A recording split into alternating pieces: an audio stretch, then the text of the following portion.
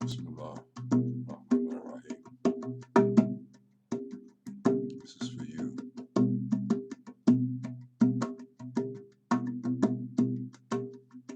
Master Dick Gregory.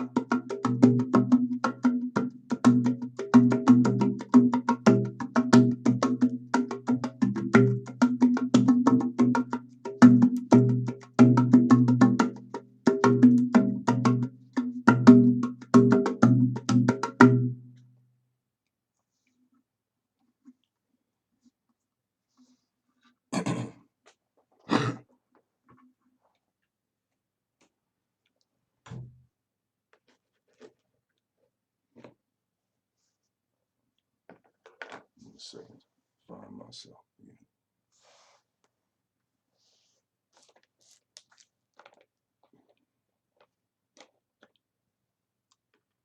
Bismillahirrahmanirrahim.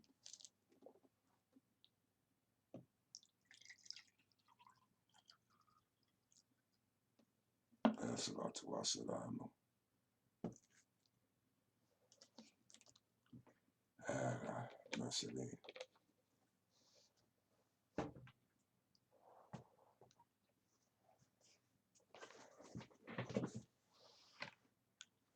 Alhamdulillah.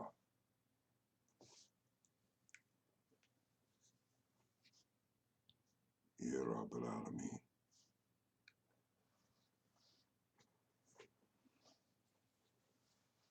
Yeah, I'm just, chilling out. I'm not trying to say tuba squatted down on the ground before it's time to be. Trying to be all important and looking all pretty. My father, Serene, saw before he passed and left this world. Not passed, but made his transition. Who adopted me into the Saw family, which are those who are the rulers over Ain Rahmati and keepers of that will. And he gave me his name and said I was his son. He gave me his cloaks and his clothes, his prayer beads. And his bloodline came to the well one day and his messengers from him, and they told me that was always my home there. So, if I ever get back there, alhamdulillah,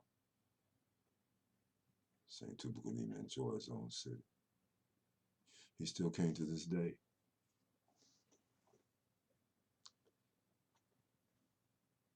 He refused to be stuck in the historical past, though values all of that, as any man would. Want their legacy to remember the Creator. Of course, he's happy with that.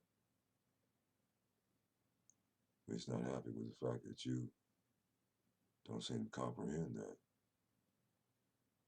the God that he worshipped and whose power he has, not had, but still has, is present in the West now. Not that he's not there, too. But he told you in his writings that his sun would rise from the West and set in the East. Well, you don't believe his own writing? Well, I'm not here to talk about that tonight.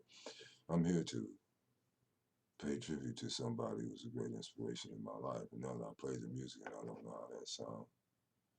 When I'm giving a state, I'm giving a state. And when I'm not, I'm not. I don't really have anything to do with it. I have to put these spectacles on and bring up the page and try to find. Just hold on for a second and travel with me. Those who are traveling. You're traveling in search of that true inner Eastern star. That some people have messed with the signs and made you think everything about it is of Satan.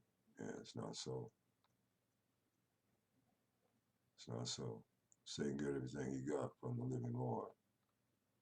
He just messed over. Now I'm gonna lose you for a minute. Trying to find this page. Hold on for a minute. Because I can't do but one thing at a time. I've learned how to do the music and have the page up and have, I try to cut everything down so they ain't messing with the computer. And I don't know about computers. But I'm going to learn because I don't like being dependent upon nobody. Even if they're good, I want to be able to do things for myself. So I'm about to go back to school. And I don't want to do that. Or somebody give me some private teachings on what that is. The music and everything is in honor of Dick Gregory, and hopefully I can find his poem. I may make a separate poem for him, but I also want to record this, and I know Dick would like this if he had, gotten the opportunity to hear me perform it for him or to recite this poem for him. I had an extraordinary experience one time, though. Let's see if I can get you back. Yeah. Before I read Perennial Witness, because Dick was certainly a witness to his generation and to mine and ours. of what being a good human being is all about. And he called his God the universal God. And he would always say, I'm not talking about that stuff y'all talking about, this and that, this and that. And they can deny that God was not with Dick Gregory. But my music tonight, and if I can get to his poem, that'll be for Dick 2. This whole video, if it comes out okay, and I'm asking God to bless it. He had a profound impact upon my life, and I came like 2 inches from there to grab Dick Gregory one night. Yeah. I opened for Dick Gregory at the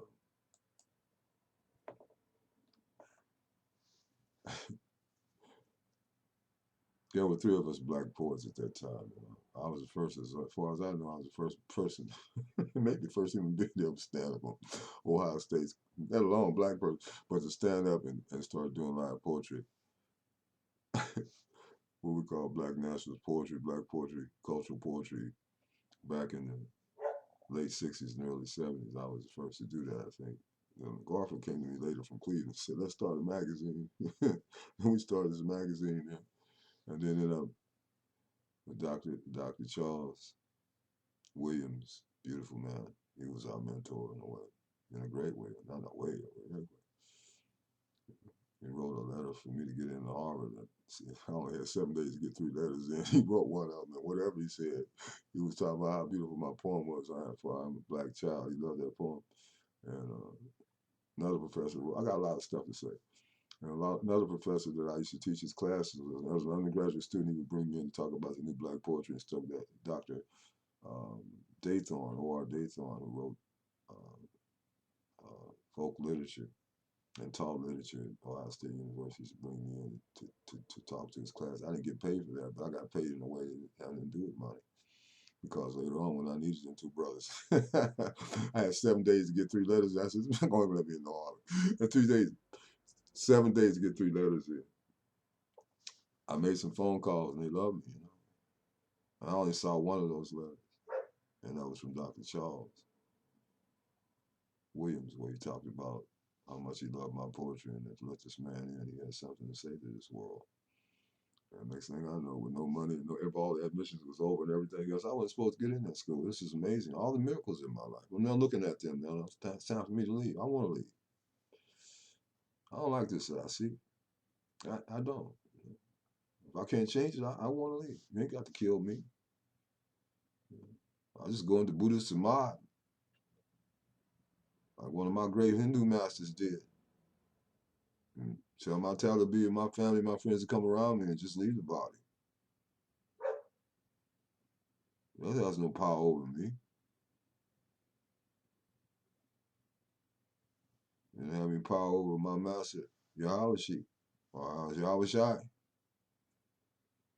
They keep calling by a name that wasn't his name, but they know him so well. And I ain't trying to get there tonight either. But this is all I'm saying is in reference to Dick Gregory, because he lives in me. He now lives in me. He's bigger than just the body that he was in. He always was. He lived in young people like me. He lived in me, who caught a hold of his vision for social change and for spiritual transformation of the inner man. Have not to do anything with, somebody's religion being better than mine, or mine being better than yours, and mine ain't shit and yours is everything, and all this dumbness that people are doing that divides and separates each other. You find what you have in common with one another. You work with that. You're not going to always agree with anybody. You're not going to always agree with them, or any person. You're going to always have some moments of disagreement. What do you find in common with that individual? Nothing. And he's in a body just like you, and he defecates like you, urinates like you, he eats, he sleeps like you. You got to find something common in your neighbor. Or what the great master wouldn't have said. After he said, thou shalt worship the Lord thy God with all thy heart, with all thy mind, with all thy soul, and with all thy strength. He didn't tell you to worship him. He was speaking of the God that he worshiped. And you know I'm right. And later you separated them up. Put the one in exile who had the real truth and vision, whose name was Arius,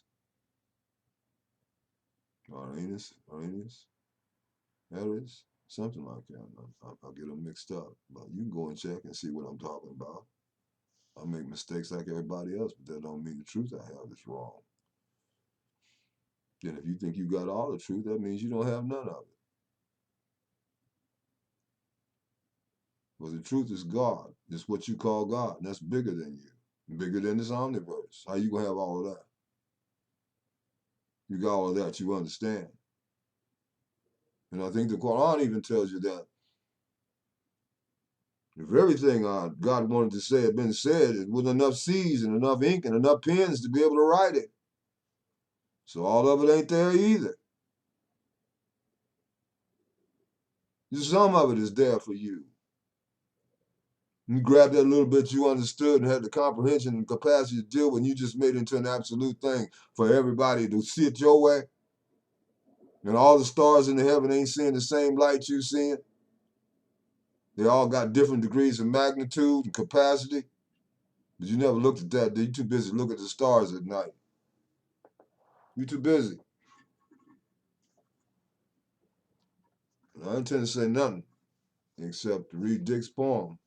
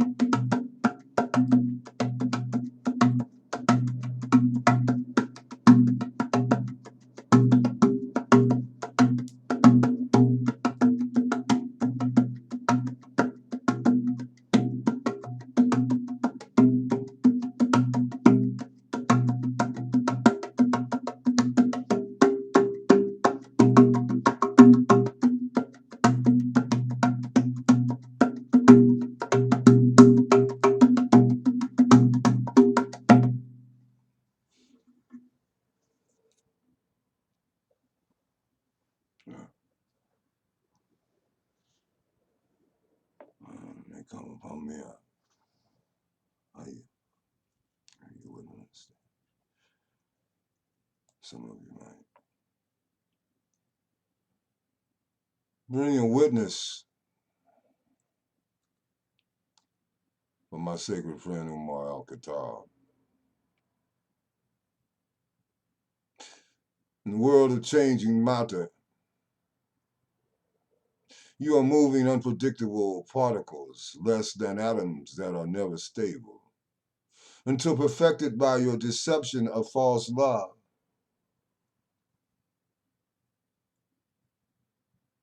False love.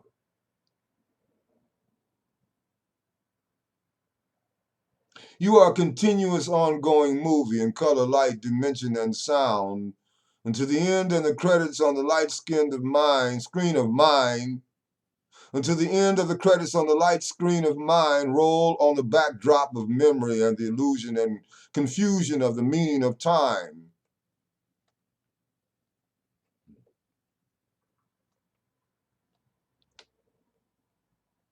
If only for a moment you truly loved only love. And remembered the original face you had before you were born. You could save this entire world.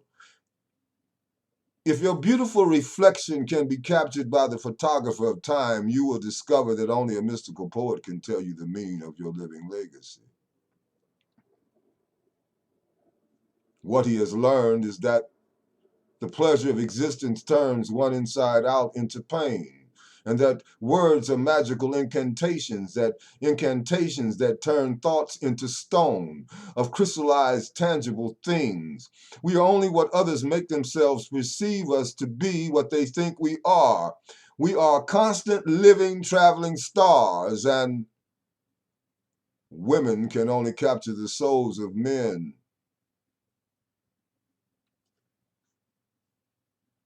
That have not had their souls first captured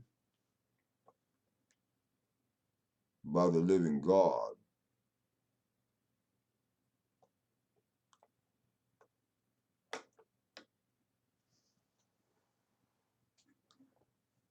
Dick's poem is way down the page, so I don't know.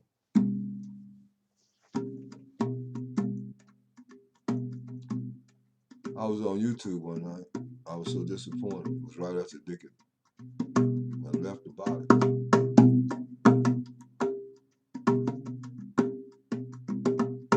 And there was this black person with like a radio talk show, calling himself giving out information and news. And they were talking about Dick Gregory like a dog. He was calling his wife and wishing her condolences in that body.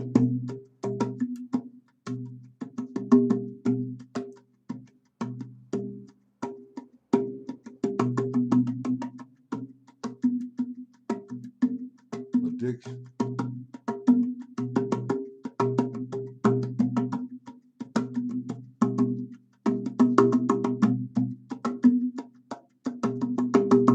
was one of the inspirations to this contact that's coming out of me now.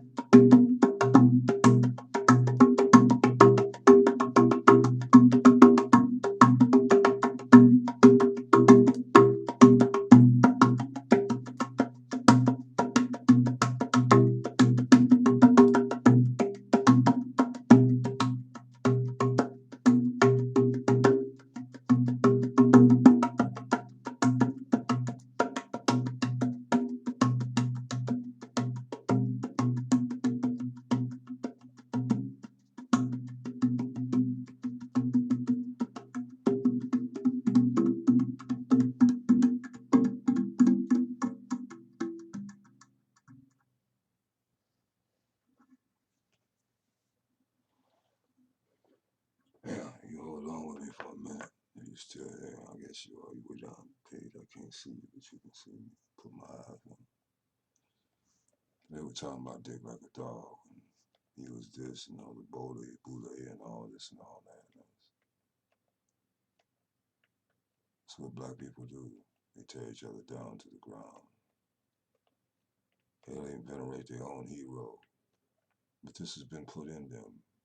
And black people as the people in this country, the effects of American slavery.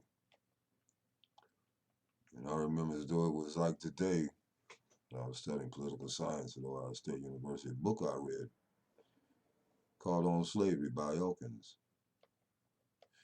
Everybody needs to read that book in the world because it explains the difference in American slavery and as opposed to slavery that was practiced in the West Indies and elsewhere. Only in this country you could not buy back your freedom. You were not an indentured servant. You were not even classified as a chair or a table. You were called chattel. You were a thing. They said had no soul. And I'm not saying hate all white people because those folk did that time. I'm saying learn from the pain you receive. How to be wise from it. Comprehend what you may do to be able to transmit something positive out of that experience to help other people in the world that you see on levels that are also oppressed in other ways. In other ways. No, I'm not going to read that poem. That poem is pain, but it's also turned into art. But it's my pain. I ain't trying to cause nobody pain with it. I'm just getting rid of mine. They can do what they want to do with theirs.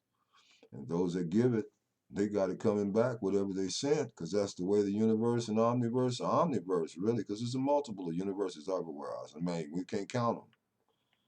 We can't count them. You know, poems all the way down the page.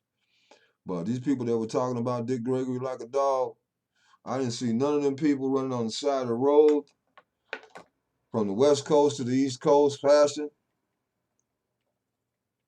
I didn't see none of them writing no books on how to eat better and have a better dietary system so that you live longer.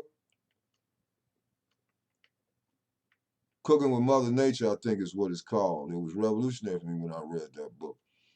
And me and my family, we were like close to being total vegetarians. We still ate fish at that time, but you know, I followed Dick's teachings to a degree and wish I had followed him more. Now that I look back on those younger years. Because of his inspiration, I led a 40-day fast on behalf of world hunger. Walked the streets of Cambridge and with a sandwich board and stood in front of restaurant windows and became a hungry person that was starving to death. I put on a performance for them, and some of the folk would be sitting there watching me, and they were looking, they were eating their food, and they would fall out, man. They would just laugh. They would laugh. But, you know, my sign was making them aware, you know, you eating real good. I would become hungry in the winter. I'd be starving to death, you understand? I'd be standing there. Right there in Harvard Square, I did these performances, and I did that, and the people loved me. And I remember one day standing on the square with my sign. I was way in the fast and I was real weak, and the brothers was riding by waving and they were blowing their horns at me. Wasn't that I was gonna move people to do a whole lot of feeding, you know, but I was gonna put on their consciousness as a symbol that it's in front of you, it's in your face, and those that are in places of power need to do something about it because there's enough food thrown away in this country every day to feed multitudes of people. You throwing it away. Then folks are serving babies inside hamburgers. Oh, this is not no conspiracy theory. This is under investigation. What I understand, I ain't trying to, you know, you can go and do the research for yourself. I got more beautiful things to talk about.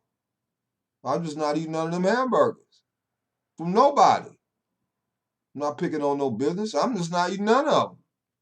That's the way we resolve that. Then I know I'm not eating no human flesh in my meat by not eating it.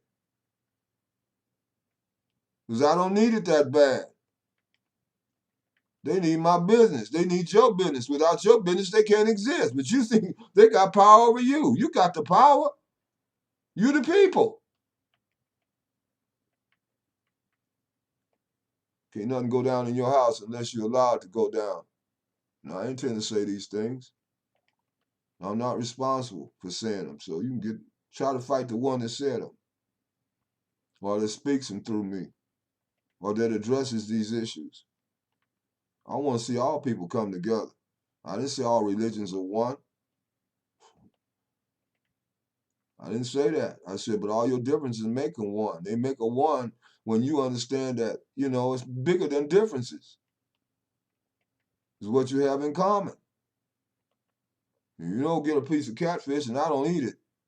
Used to, because it's a scavenger. I don't eat it anymore. You get a piece of catfish, and you know it's got bones. You don't jump on and eat the bones. You got enough sense. That make you an imbecile. You got enough sense to separate the fish from the bones. And then you get the catfish. You get the tender part of the meat. You sit there and eat the fish with the bones, you're going to choke yourself to death. You're going to choke yourself to death. I might read this one as part of this tribute to Dick. My whole spirit is a tribute to Dick Gregory. Dick made me realize I had a voice in this world, and I wasn't meant to be no automaton. I wasn't meant to be no slave to myself or to no thing created.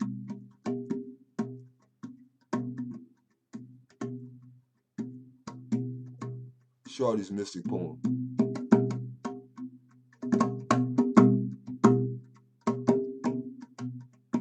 I never left you.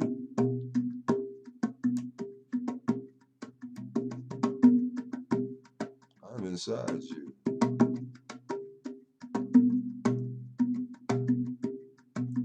I just wait for you to play video, you, and stay alive to me true to the words of your spoken bayah.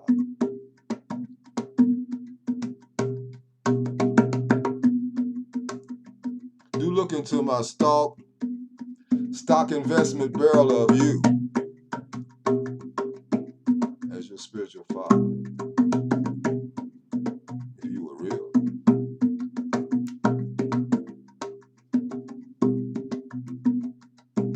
You are so sweet, honeybee, from what I can see.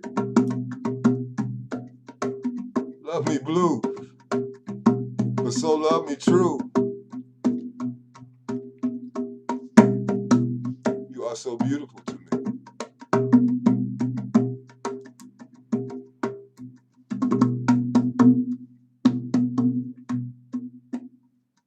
Don't you see? Shorty.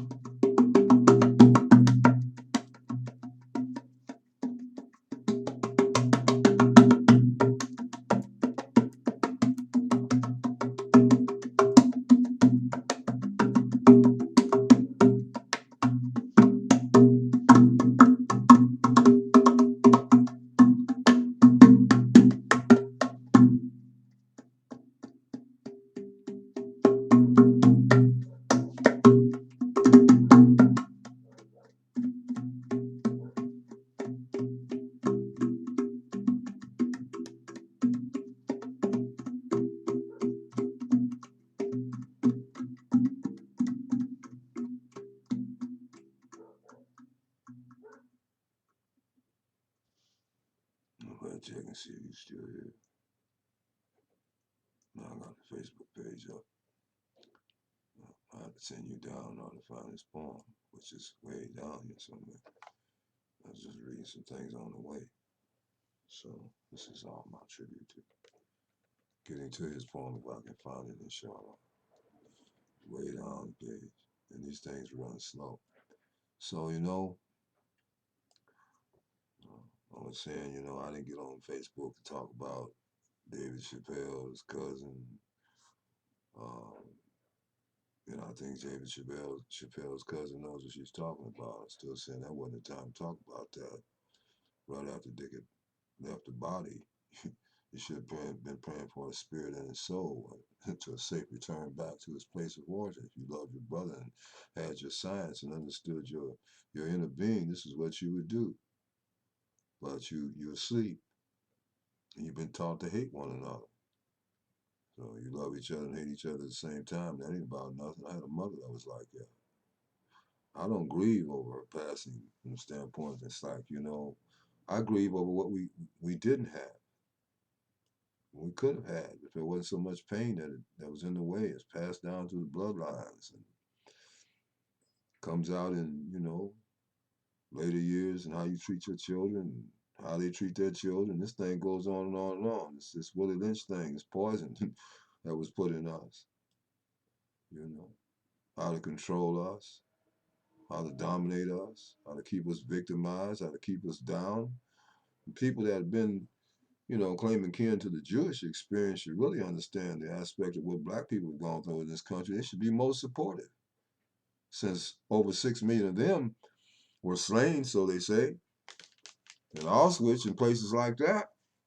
So now what? Now you're going to do this to zillions of other people. This is not why you went through that experience. This is not why.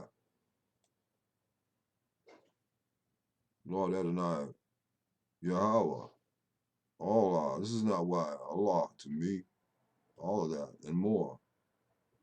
It's not why He allowed you to go through that. It was to humble you and to purify you and to make you understand that when you come back humble, and you redeem other people that are also oppressed around you. You don't destroy them. No. Well, Dick's poem is way down here because I was on Dick for a long time. Then I reposted the poem again. I'm seeing El Topo and everything. Let's see. And then I'm half blind too. But this could be without his poem. I can do one later, with just his poem. But this is in reference to his life, and how great he was. And I was going to tell you my experience. One night I opened for Dick Gregory at Mershon Auditorium. They asked me to open that night for Dick was coming to speak. That was Ohio State's biggest auditorium. It was something too. And I did open for him. I'm gonna have to stop scrolling to tell you this because I want to tell it to you right. So I did open it for him. I opened the stage for Dick Gregory, and I did my cultural nationalist poetry. That was just binging me while I'm trying to do a message. I'm gonna have to cut her off for a minute. I'm gonna have to cut her off. See, this is what people do. While you're doing something else, here they come messing with you.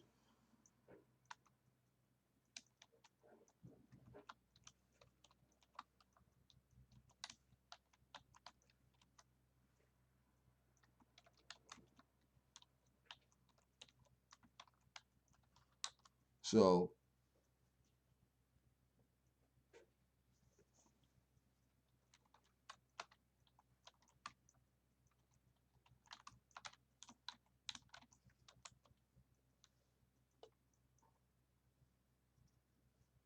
anyway, unexpected things in this existence is what pull you and how you balance that. And sometimes it's not easy because you got your mind set on going in one direction. To me, God is the sum total of your life's experience, and life is God is more than just a word, God, Yah. It's bigger than that to me. Maybe that's all it is to you. What would you call it if you didn't have any tongue, you didn't have any mouth, you didn't have any hands, no legs and no feet, you just had a torso laying there.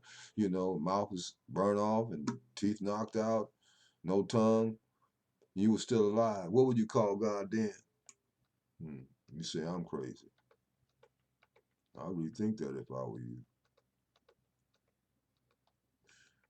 So I opened for Dick, and so I was like standing in the curtains on the side, across from Dick, looking at him from the side as he was from at the lectern speaking. And I was standing next to this man that was right next to me, and kind of heavy set man, and looking at his head and everything. And then he turned around. And I said, "This man looks just like BB King." But I knew BB wasn't on the program, so my mind is thinking, BB wouldn't be at this program because he's not on this program. So I know this wouldn't be the great BB King standing here next to me, and I just thought he was somebody looked like, and really then he looked just like BB King. I mean, I thought he did, and so I couldn't stand it no longer. Finally, Dick was talking, and he was standing there, and I tell you, he had seen my performance, and I tapped him on the shoulder. I said, "Brother," he turned around. I said, "Brother," I said, "I don't mean no harm." I said, "Really don't." And I said, "With all due respect," I said, I know you're watching the show and everything." I said, "I'm just standing here. I'm trying not to bother you." I said, "But I just can't. I have time to ask." I said, "Anybody ever tell you look just like BB King?" And he said to me, "Well, yes, poet Ibrahim Al-Jahiz." No, he said, "Well, yes, great poet Ibrahim Al-Jahiz. They tell me this all the time." And I said, "Well, I can understand why." I said, "Because you look just like BB King." And he said, "Well, great poet Ibrahim Al-Jahiz, I look like BB King because I am BB King." I said, I about died. I about died. I mean, it's like I melted. Just like in that moment, I'm looking in his eyes, and I'm sometimes, man, I'm listening. I'm thinking of all the music I don't listen to this man play over the years. I've been growing up listening to BB King. I'm standing next to BB King, and it's like I'm flabbergasted. And all of a sudden, man, it's like everything fell out behind me. I couldn't stop laughing, and he couldn't either. And so now, while this was going on, I said, "Why are you here?" And Dick was still talking. He said, "I'm here because Dick is my friend." He said, "I'm passing through." And he said, "I knew he was speaking." He said, "I stopped by to hear my friend speak tonight." And next thing I know, Dick had stopped speaking. And them Negroes was like flying UFOs. Next thing I know, they had snatched up Dick, and everybody was gone. And I was standing there, and it's like, oh man. I didn't get to shake Dick's hand. I didn't get to meet him. But Dick knew about me. And I also wrote to him on Facebook, and I saw where he read it, but he never answered. And not long after that, he's gone. So if I don't find this tonight, but I'm silly enough that I could hold your attention long enough until I do. You know, I posted some of the things from my portfolio so some people can know I'm authentic in terms of what I said about my work on the stage. Didn't do no trite plays. I almost was starring in every play I ever did as a starring role, lead actor. And I'm a transforming actor. I'm not. You can't put me in just one box. I can become anything that God says He wants me to be in that moment. And acting to me is not a pretending. It's not a lying. You know, in another world more real than this one, these ideas exist, and we simply become conduits for these ideas to express themselves. Now, I ain't talking about fellowshipping with no demons. Don't try to put that on me because you got a limited understanding and everything becomes either demon, like what was my grandma.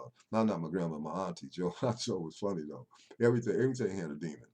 Everybody had a demon that was sleeping. He said he got a sleeping demon. So I am Joe. And she was a very spiritual holy woman too. And this is where her concept was. He got a sleeping demon. If you ate too much, you had an eating demon. She would say about Uncle Gilbert, you got an eating demon. He got overweight. That's why he got to have the feather chair because he's falling over.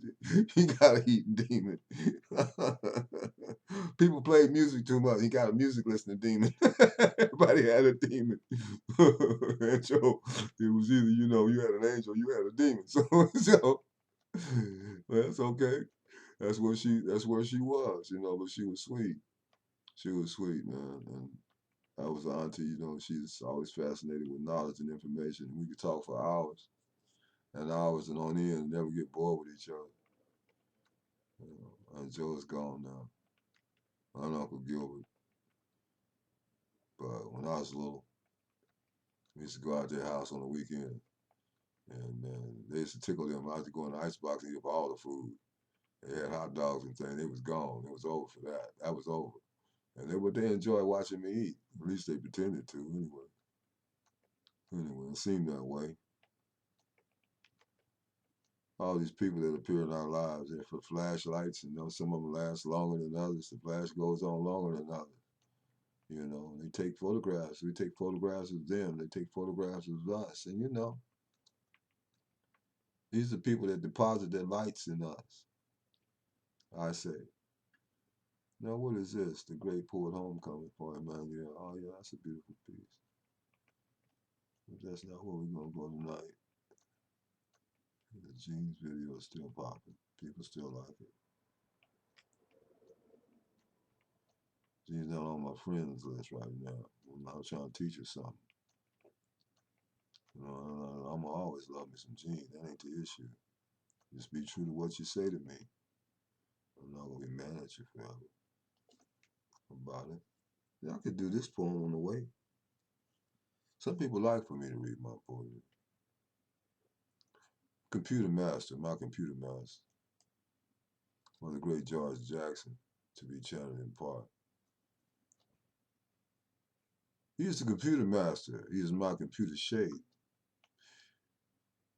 Saves my computer from utter destruction, sinfusion, overfuse, static, confusion. He sanctifies and holy eyes is my computer miss and near close coming in, not friendly fire. That my computer board with my computer master would not explode into particles of computer flashes of instant ashes, near head-on collisions of internet space debris, unwanted fragments by him, caught, hooked, snagged, and deposited into invisible world unseen algae. Computer black hole. He is the computer master. He is my computer shake. My computer master. Defrag that bombardment in computer heart, mind, and soul. I SIAM him. The boom of all computer masters.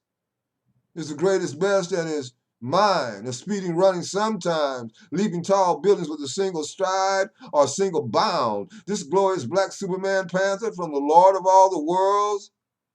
My computer master, my computer serene, my computer shake. He is a computer master. He is my computer shake.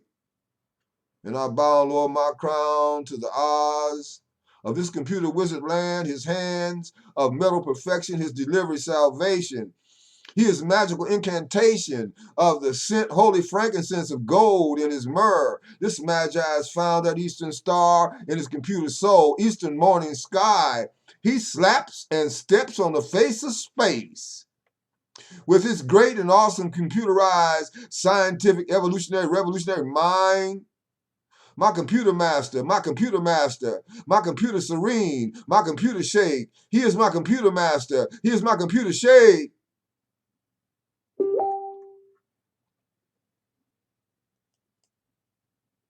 Robbie again. Still haven't found Dick Spawn. And I just lost the page because I clicked the wrong thing. So that means I gotta scroll all the way down again. Just might get to Dick Spawn. Satan is, my grandmother used to say, I can know the difference when he's operating. And he'll use people that you love. You can't get mad at them. You see his spirit operating. There ain't nobody been clicking me and ringing and binging no bells until I started trying to do this video. And I'm gonna use that. I'm gonna use it. I'm gonna use all that in this video. What we learn as masters of the dramatic artists, the show goes on. You take what you got going on and you transform it. If I make a mistake, I say something, I'm making big, and that's I go backwards. I go play it back. I play that off until something that it becomes funny or beautiful. Now I might mispronounce his name. The story that I posted. In Persepolis, ruled a king known for magnanimity and justice.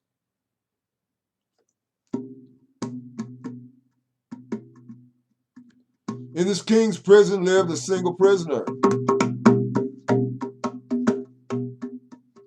a poet of merit,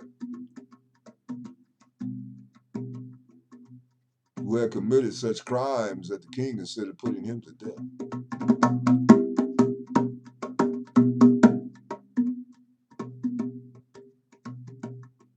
king's presence, the poet pleaded for his life and tied his shoes around his throat and rested the neck of hope upon the king's threshold. The king acknowledged the prisoner's repentance, but did not set him free, knowing that the poet would again take up the crimes and the vices to which he was inevitably drawn. The king said, I will keep you near me so that you will fear me.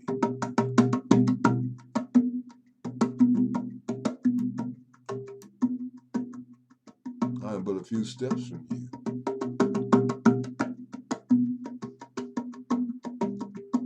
I will be, as the holy prophet said, nearer to you than your jugular vein.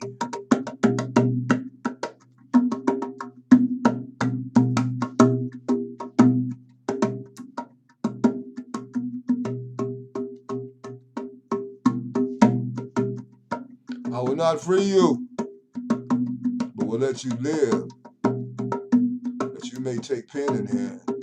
So long as the ink runs through your pen, I will not draw blood from your throat.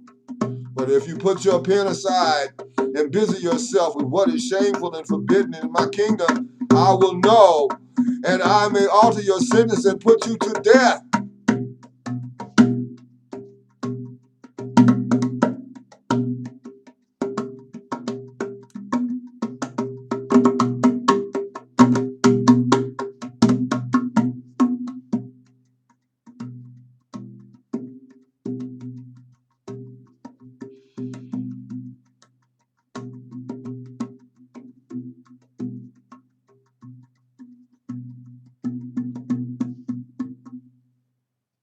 Dick was a remarkable genius in his art of combining his drama, his acting, with his humor, his comedy, and learning to transform that into a vehicle to teach and to educate on social principles and ethical and moral values. And Dick was like a walking, talking UFO professor, dropping smoke bombs in a way that his people could comprehend and others could also, because he could speak to people in diverse settings of diverse cultures and still come across as his original black self. And people could relate to the way in which Dick's charisma met them and touched them. But I was that close to getting to see and meet my brother. But I got to meet BB instead. That was the will of God that I meet BB. I never got to meet my one of my mentors really. You know, mentor doesn't always have to be up on you to be your mentor. You can have a mentor at great distance that has a profound effect upon mentoring you in many ways. Because all of that is going to touch you later as a writer. How you thinking, how you feeling. Your emotional being is, as important as your intellectual being. I've got all these pieces coming up. I got Emmanuel's piece, your piece, Dick's piece is way down the page. Let's keep scrolling.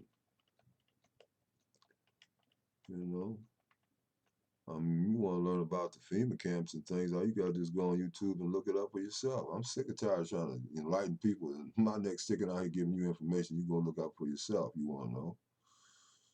You make your own decisions about things. People getting blue dots on the mailboxes, yellow dots and stuff. I don't know. You go check out what the dots are. Maybe just somebody out there throwing some darts down the street at you. I don't know. Somebody maybe collect some Indian arrowheads or something. They decided, or they went to South America, wherever, Aborigines just hiding in the trees and shit. Little bitty, stuff. Aborigines and little tiny people, coming at you in the night with spears and stuff, maybe that's what that is. I don't know. They throwing darts. I don't know, with yellow things, I'm being green and blue and things. I don't know. I just know when I look out my front door, things ain't right. And they're not right. And you can feel it in the atmosphere. And the animals is telling you. You can see how they flying in the sky all crazy and doing all dropping out and fish jumping up off the daggone shore, and all of a sudden they laying there dead, big whale. Where's all this stuff? Why? You know, what's happening here? You don't see this around you? You that far gone. You don't see that. Okay, I don't know. I don't know what you're doing. I'm just trying to find Dick's poem and talk to you while I'm trying to do that. And play a little music along the way. Now I'm back to where I was before she started messing with me. You know, I might not get Dick's poem read in this video.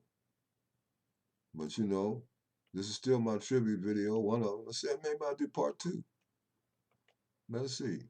Why not? My personal proverb, personal verse that is for this day, was this, Proverbs 3 and 6. In all thy ways acknowledge him.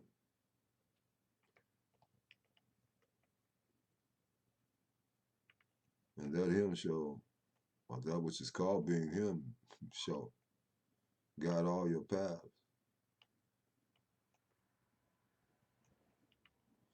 And listen, I put this video 13, and this one particular post. I dedicated this to Roy Higgins, and maybe you'll get to hear this. I don't know. This is for Reverend Ray Higgins. You're truly one of the greatest black kings we know on this planet, and I wish I knew where you were. This my drum, and I want you to hear on a good sound system, I told him. And I sent this to him. Tells you what I think of you and how much I love you, and your courage is outrageous. Knock the falsehood down into the very ground, Rev. I often showcase you on the Reign of Grace New and Selected Poems Facebook, my teaching page. I told him I want to come to you and spend some real quality time. I'm just talking real. Dr. Paul Mooney said, keep it real. Let's keep it real. So I'm keeping it real. And so I want to spend some quality time with you and your family, eat some crispy fried chicken with you, my brother. Teach, Rev, teach and frack them that do not like you. My name is SIAM, not SIAM, SIAM. My name is SIAM. When I was in Bible college, I discovered the same things you now teach. And they got mad as hell at me after telling me to study to show myself approved unto God, a workman that needed not to be ashamed, rightly dividing the word of truth. When I did that,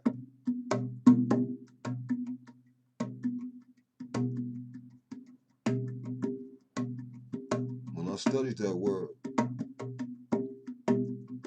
I saw the things that have been done to it wrongly,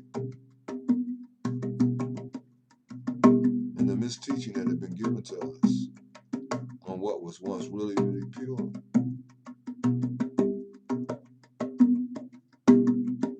Anything man messes with, he gonna mess it up.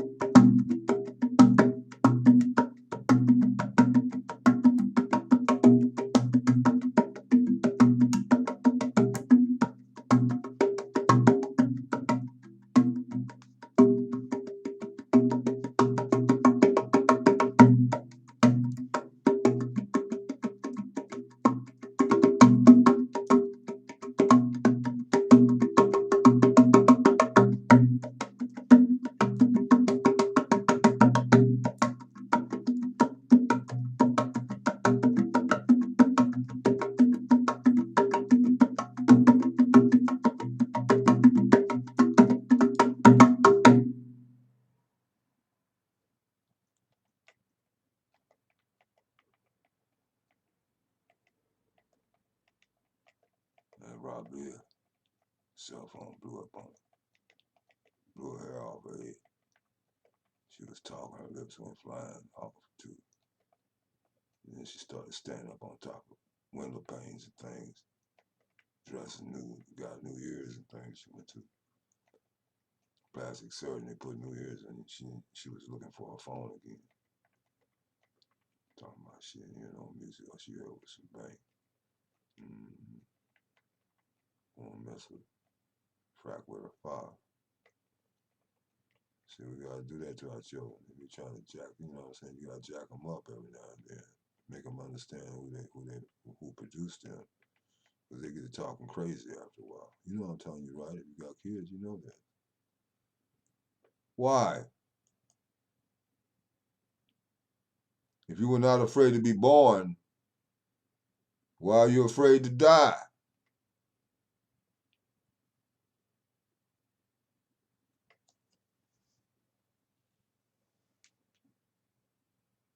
Why?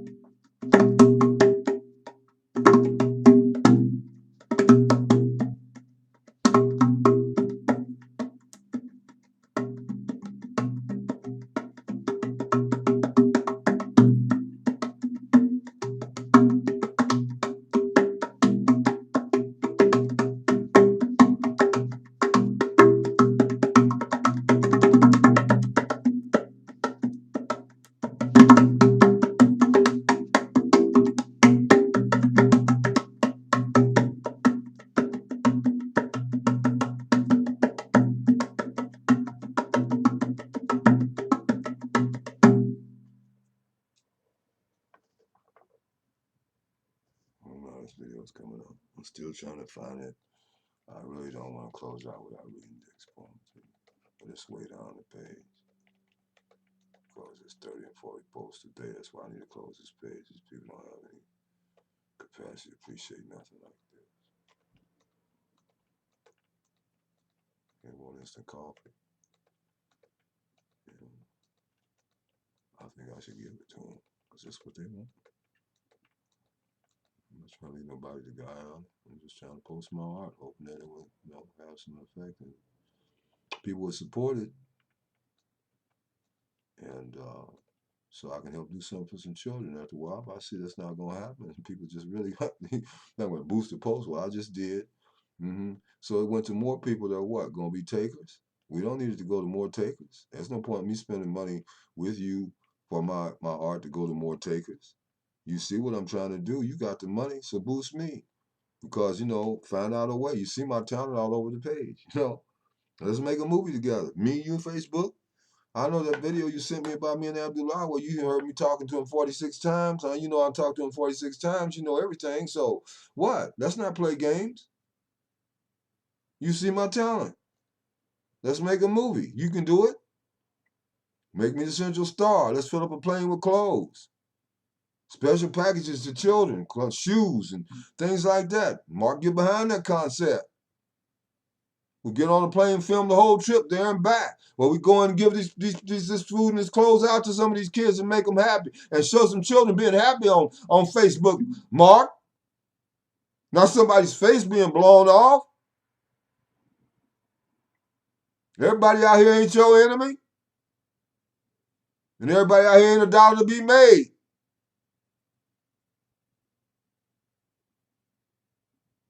My kind of talent and your what? Technology, you the Wizard of Oz. I'm just, I'm little Dorothy.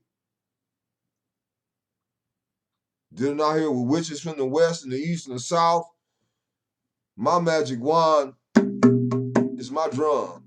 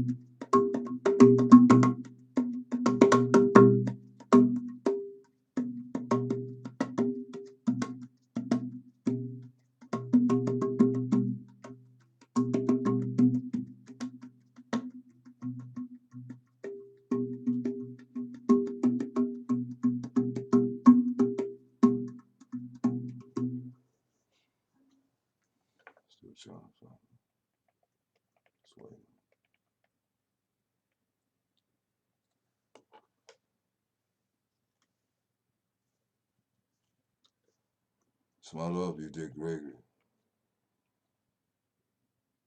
You are a hero to me.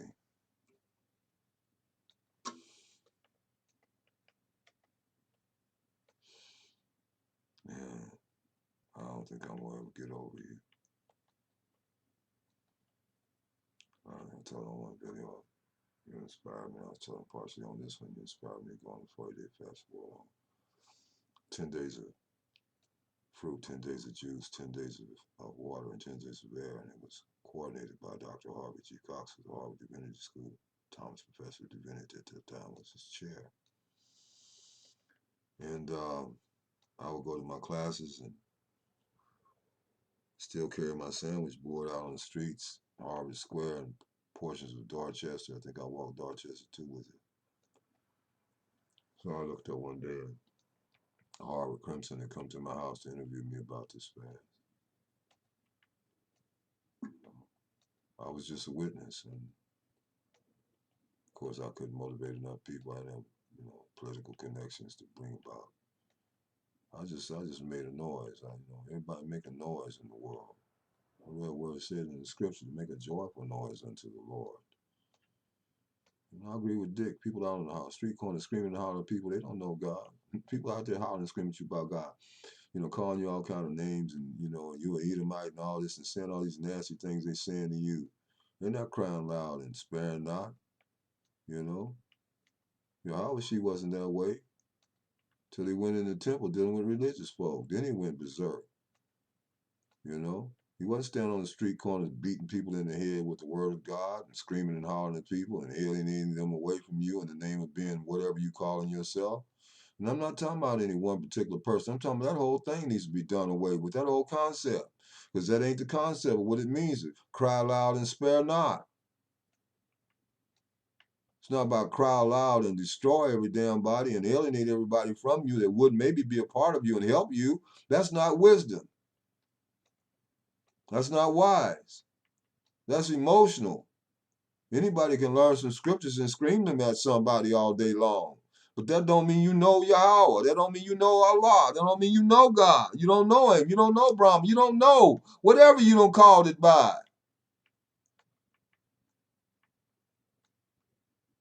If you knew, you would love. Because what I met that day in this room,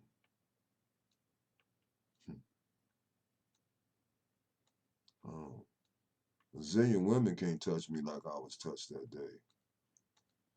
I'm dedicating this to Dick Gregory.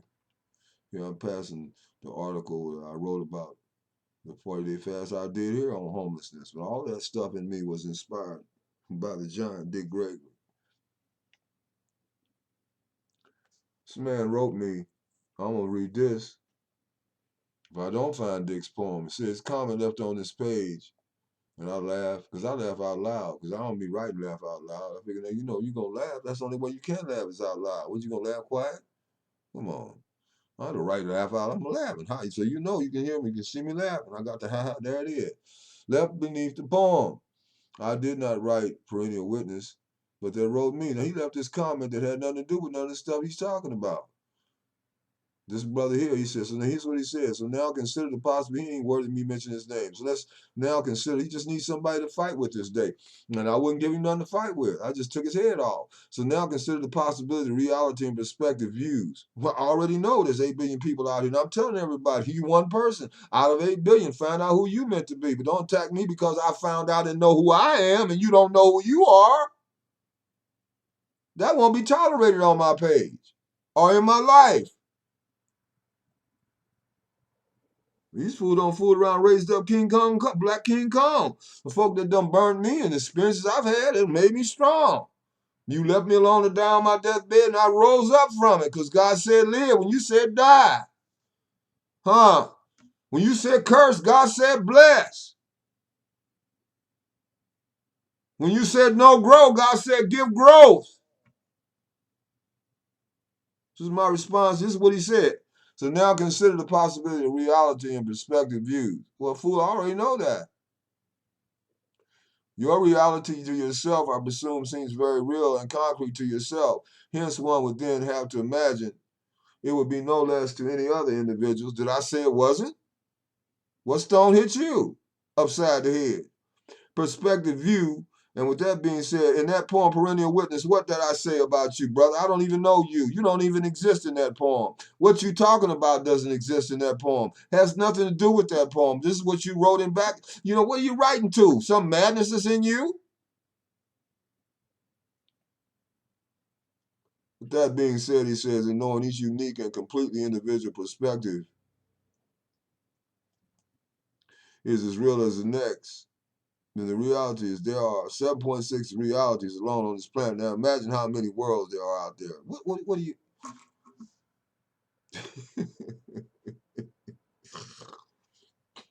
So I answered him, I said, exactly. That I have no reality as you. And your comment, which exists only to you, this is a theocracy, not a democracy. We can see that is also not real, as it's not working. Look at it. As we complain, I didn't say I was a communist and none of that either. I don't come to putting that on me. I didn't say none of that. I didn't say I was anything to you. I said this is a theocracy. And as we can plainly see, now please do this on someone else's page. I said, someone else's Mickey Mouse page. You're used to doing this on. This is Mighty Mouse's page. This is Mighty Mouse's page and not on this one. And I consider no thing but dying from this world, and in all in which is in it is also not real. The word will be here when you and I leave it. We'll be taking it with us. Or we would be staying forever. We were real. Anything real don't die. And returning to what I experienced directly, this is the only real that I did not read about in anyone's book like you. Thank you, but drop speculative comments designed from the mind, not for truth, but for argument and debate. Do not pay the internet bill here. Or for a page you drop comments on, but will never send a damn thing to support, but only with your empty mouth. I tell him, have a great day. I'm not angry with this brother. I shake my head. I mean, it flabbergasts me. Have a great day, beloved. I say, I'm beyond your like me or your not like me. Romper Room is down the street, not here on Clifton Street, where I grew up, warring on every day. People twice my size talking smack, but not doing jack. I meant what I wrote. The article of my fast in Indianapolis. There in the cold of winter we did that fast, but I completed it. And there was a group of young kids that marched with me downtown and nailed my thesis to the State House building door. But y'all got 5,000 people in this city that are homeless, and you got plenty of resources to deal with that. And this should not be. I'm a voice crying out in the wilderness. Prepare you the way of the Lord. Nobody. They're trying to be somebody. I'm just trying to get out of the way so that somebody of all bodies can do what he want to do through my life. And then I want to go home. Because I know I didn't come here to stay forever like some people. We're not going to find Dick's poem. So it's way down the page. So I'm going to make this video too long. But this is in honor of Dick Gregory. And you can look up what days he was born and when he died, because I didn't memorize that. I was going to read it to you. And I'm impatient for your impatience because I know you're instant coffee people and you want everything right now. You're not willing to have any patience and wait for anything to develop and grow. Most of you in this generation have no sense of patience, have no sense of what is pure, what is clean from what is filthy and what is dirty. You're going to mix it all up and make it all be one thing, and it's not. And it never shall be that way. Whatever heaven is that. Whatever hell is that. Whatever God is God, and whatever you call Shaitan is Satan or Satan. I mean, whatever that force is, it's obvious is what? You can't see? They got one photograph where the Twin Towers is blowing up and there was this big pillar of smoke and there's a face of a demon. Like if it ain't a photographic face of a demon, I don't know what it is. And that face that picture is famous, because of what it captured in that moment. That was a sacrifice of thousands of people at one time to bow. And they know it, and you know it too. If you've been looking at the news, I didn't tell you something you didn't already know. Don't get mad at me. Why you gonna hide it? You gonna hide what's right in front of you? Can you hide your lips? Can you hide your nose? Well, it may be hidden from you, but it's not hidden from God. And if I keep scrolling, keep talking, I'll find it. There's a piece that, dear husband, you should read that piece by my boy, Emmanuel. I think it's Emmanuel's, yes, Emmanuel's piece. Dear husband, you know. Some of these brothers treat their wives like they're animals and they want to know why they leave them. Or wait till they get in bed at night and dump a hot pan of hot grits over there behind. They used to be in Indianapolis Carter. Remember years ago, black folks in Indianapolis Carter capitalized on our pain. Well, it's not sophisticated like it is now. Back then, sister every weekend was going off on some brother. She done took a hot iron and skillet and went upside his head. Or she burned some brother up. He was talking crazy to her. The sisters don't take that smack that white folks take. I don't think. We're a little difference in culture, reaction to things. But anyway, sister be standing on the end of the front of the page of Indianapolis Carter with the hair sticking straight out their head. She don't burn her, tied her husband up while he sleep, burning with a pot of hot grits. After that Negro didn't mess with her no more then after that. Because sister went to jail though. Anyway, that was our black newspaper. It still is. But now they, got sophisticated. They ain't putting no sisters out there looking like that now. But then we'll show the brother dog. We'll never show the brother. It'll show the sister all wild. You don't remember that? Those who grew up in Indianapolis. Computers being all slow today. Yeah, I was going to say this. St. Paul calls the devil the prince and power of the air. To me, that's the psychological regions, that's the airwaves, that's the telecommunication sphere. Whenever you notice you're on the phone, you're talking about something real beautiful and positive, suddenly the phone call drops. I'm serious. It's gone. Person, you talking about something, you're full of joy, you just having joy, a good time. And all of a sudden, there's the person not on the other end of the phone, but let you be talking about some bullshit, let you be arguing, screaming to somebody, and that phone call will last forever. Check it out. See if I'm crazy or not. Look at the synchronicity in your life. Learn to connect all things together. They taught me when I was in Africa, one of my antecedents. I was in the Gambia one night with Boondada and my brothers up in there, and some younger baggy sheikhs, and we were all with Boondada was creating his art, which he makes paintings from different colored sand that he collects from the sea. And I got one of them sitting over here somewhere. This is not one that's, if I can find it, but I had it, because that's the way things are. I had it. Here it is. But my little brother, Boondada, took care of me while I was in the Gambia. He made sure I stayed with Mustafa, and Boondada made sure when Mustafa couldn't, Boondada made sure I had food every evening. He would go out and sell his art painting. I don't know if you can see this. I'm gonna try to bring this up so you can see this. But he does work like this. It's in colored sand, and that's the sand, and all this is sand. He just takes the things that he sees at the seashore and shells and things and turns it into art. And Boondada's always had great respect for me, at least outwardly he has shown it. He's always come to me and shared me when he knows I'm in Tuba and all of that. As Sheikh Ibrahim. But his art is beautiful, and this one I brought back with me. And we were sitting in the studio one night in the Gambia, and we were all talking about God, Allah, and uh, I think I was in a state of transmission came down upon me, and I was speaking. And when I said the name of God, somebody dropped a big pot or pan or skillet somewhere. I mean, it was so loud, bam, the boom, boom. And when they did, everybody put their finger up. And I didn't know what was going on, but I figured what was going on. I felt it, it's about, witnessing that this is God. So they explained to me, this is one of our antecedents. This is one, they didn't say antecedent. I could see it was an antecedent. They've been snatched from us. We think of these things as superstitious. No, it's not. There's a connection to things. Because the Creator put it all together in such a way that there is a connection. Just because you don't see it don't mean there is no God. Doesn't mean that. Can you see your teeth? That doesn't mean you don't have any.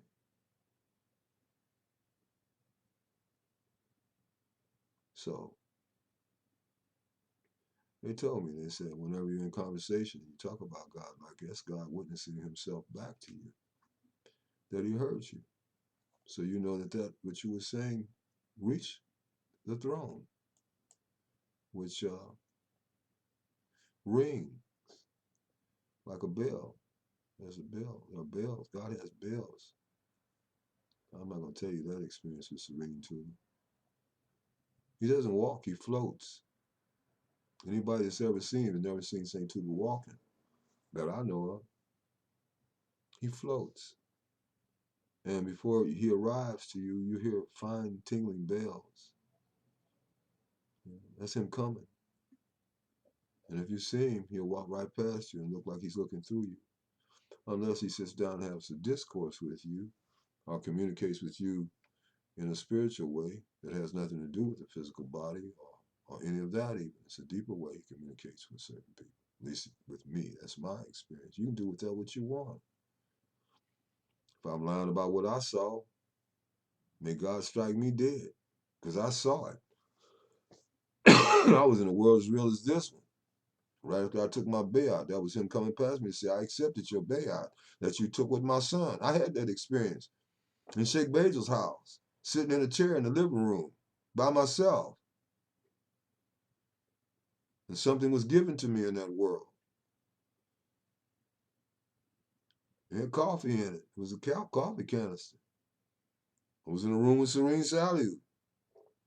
And I was too filthy. I now know why he threw it at me, because when he took my bed, I was so filthy he couldn't touch me. It wasn't ready for it. It wasn't time for him to touch me. He had the coffee in this canister and he tossed it to me. And when I caught it, the coffee sprinkled all over me. It was coffee too, but it tasted like American coffee too. It tasted like St. Tuba. It tasted like coffee too, but it had the flavor of American flavor. And this coffee sprinkled all over me. And you do with that what you want. You don't support this mantle? And you claim to be Moorish? Huh. I'm surprised you still breathing. Really? I don't wish no harm on you. Huh. Every time I don't put it on. I don't put it on. You know. My master was, this habit is enough. I put it on at certain occasions when my command me to. It's on. It's wrapped around me now. You just can't see it. I'm going to close out and I'm going to do the poem another time for the day. Be part of it. Well, a great man. Not just a great black man, a great human being appeared among us. Taught us. I didn't see you running by the side of the road fasting. I didn't see you fasting 70 days I didn't see you fasting on any 70-day fast. And I don't know how long you fasted during the Vietnam War. I didn't think he was going to ever break it.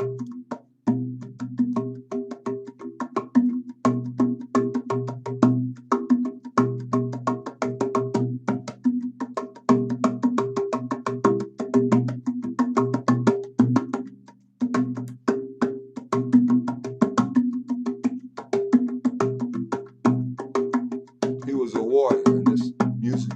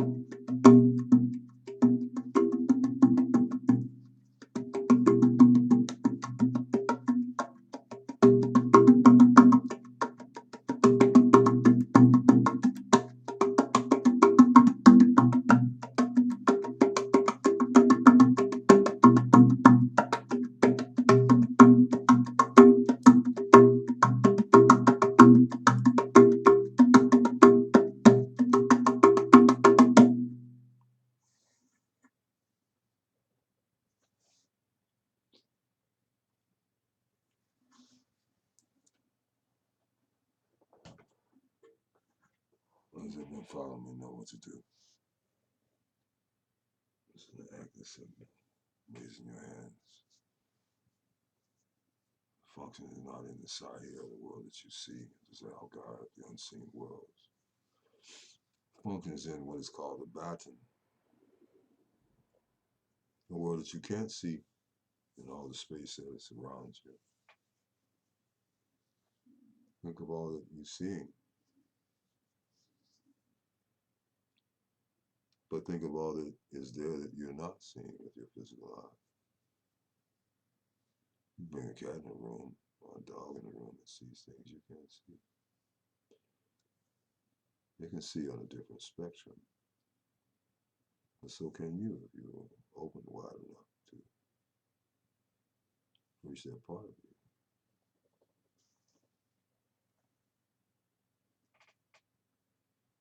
Quantum physics is just now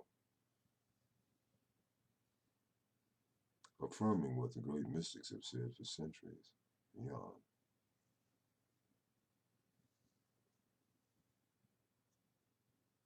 Today's technology is nothing but yesterday's magic.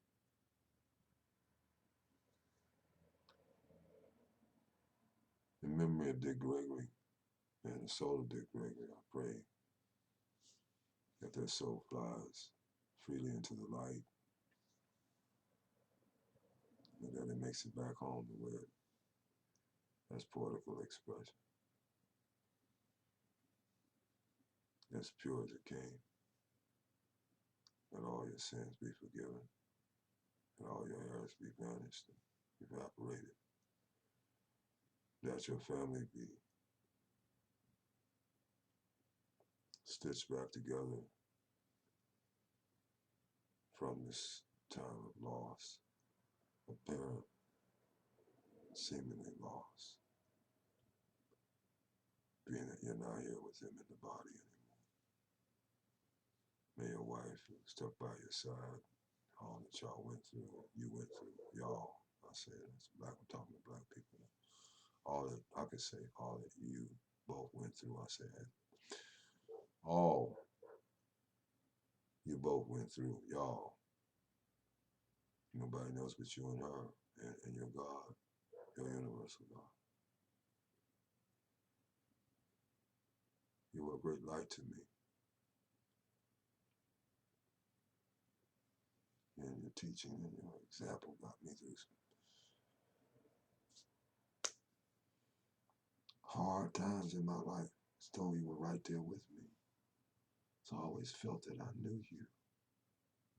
Because I knew your spirit. We just never got a chance to come together in our bodies. But that one time we were just that close, maybe more than a couple of feet when they swooped you off. So I did get to meet you. I opened for you. I got a chance.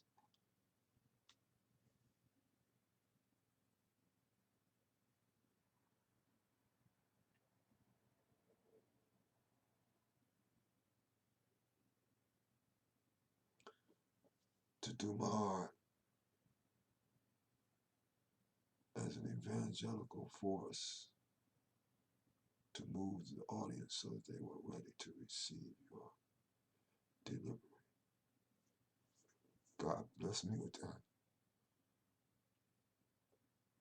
So I did get to meet you. I just didn't get to kidnap you in a room somewhere for hours and talk about that and things I wanted to talk to you about.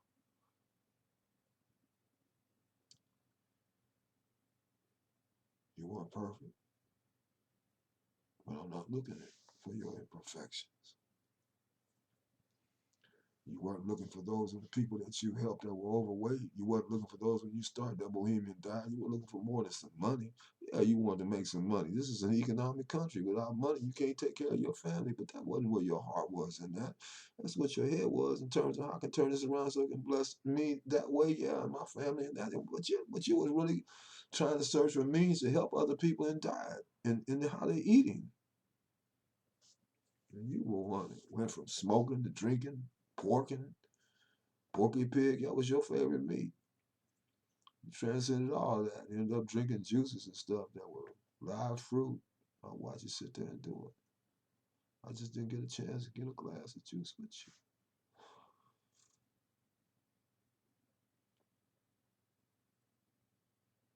So maybe I'll see you somewhere else soon.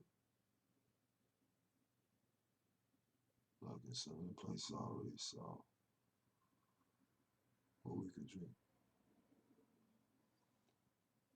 a glass of fruit juice together.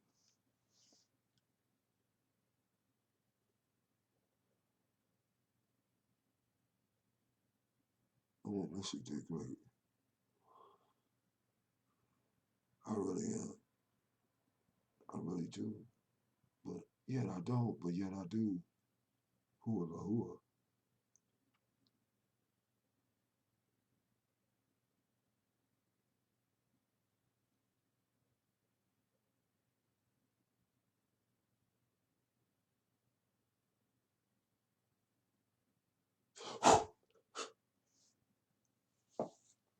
I just got weak eyes, you know this. Huh? You can write to me and send an offering. You can send your idea to this address to SIAM and care of the Happy House, 3635 North Capitol Avenue, Indianapolis, Indiana, 46208. SIAM care of the Happy House, 3635 North Capitol Avenue, Indianapolis, Indiana, 46208 USA. I'm not asking you what to send. I'm not one of them TV evangelists begging you for nothing. I'm saying if you want to be blessed and you want what you send to be increased and multiplied, if you're thinking that way, you know, I'm telling you what. Anything you give to this mantle is going to magnify itself. That's all I'm telling you. You send. I'm going to take that money and put it in the bank account for these kids. Then I'm showing the videos and the pictures and everything on my page. So you got God in you. I don't care what faith you are. I didn't ask you that. You the one hung up about religion. God's not hung up about religion. God's hung up about you.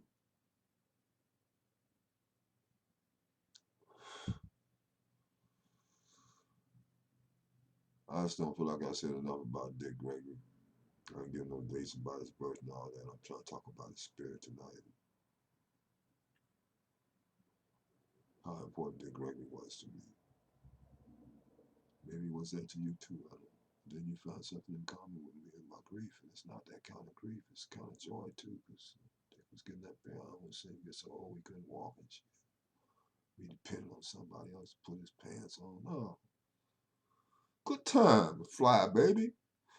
Good time to fly. You did it right, man. You did it. You did it four square, man. You did it right, man. From what I can see, you did it right, man. You touched my life, man. So then you had to touch somebody else's too. Many. And now it's my turn to carry it, the scepter, man. You didn't leave no legacy, then what did you leave? You left one in me. I asked God, man. If he ain't already, I ask him to open up the gates, Doc. Your family.